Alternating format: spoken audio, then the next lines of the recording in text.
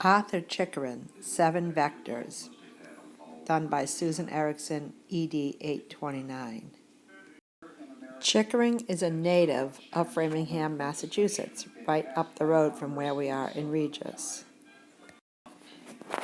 Chickering has a BA from Wesleyan University, an MA from the Graduate School of Education at Harvard University, and a PhD in school psychology from Teachers College, Columbia University.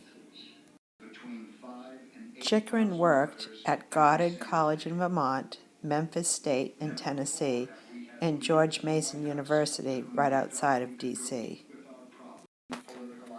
Chickering's main claim to fame was the development of the seven-vector theory of student development.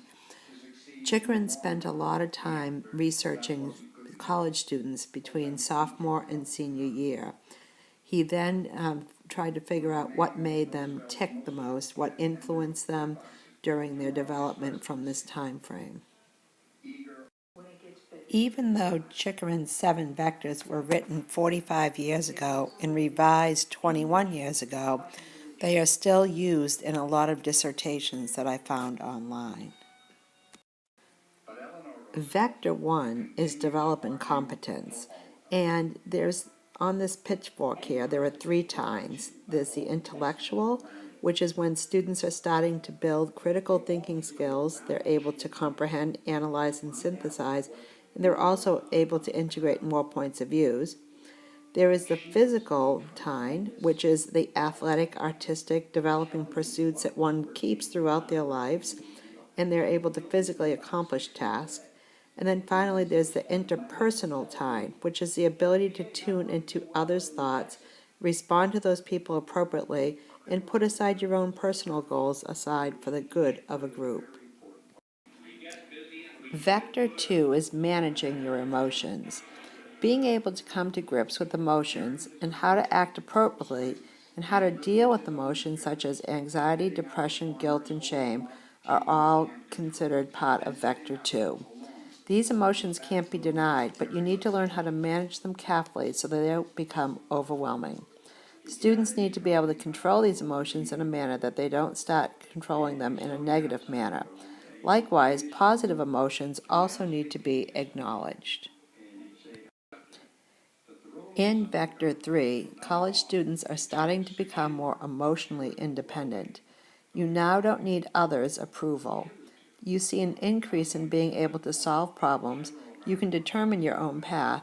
You realize that you do need to have some interdependent relationships with others.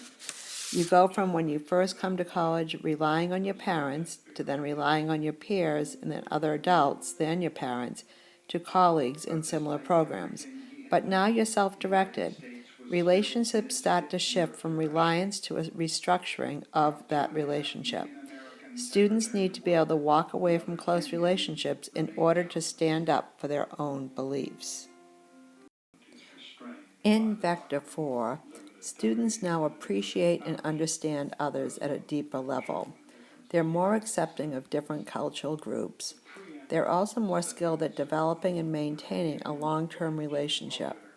And finally, their relationships are much healthier than they were earlier in the college students' experience. Many of the presentations that we heard in class the first week would apply to Chickering's first four vectors.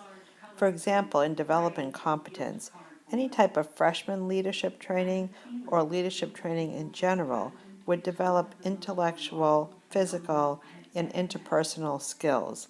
The Cardona Leadership Academy, the Plymouth State Adventure Education, and the University of New Haven Summer Presidential Scholar would certainly fall under Vector 1. In addition, these would also help to manage your emotions.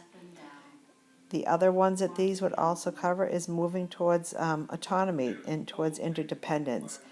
Especially in the cases of service learning, you need to learn to depend on one another while you are developing your own ways of thinking. And finally, moving towards interpersonal relationships, I think the Cardona Leadership, the Outdoor or the Adventure Education, and the UNH Summer Scholarship all were very high marks in developing interpersonal relationships.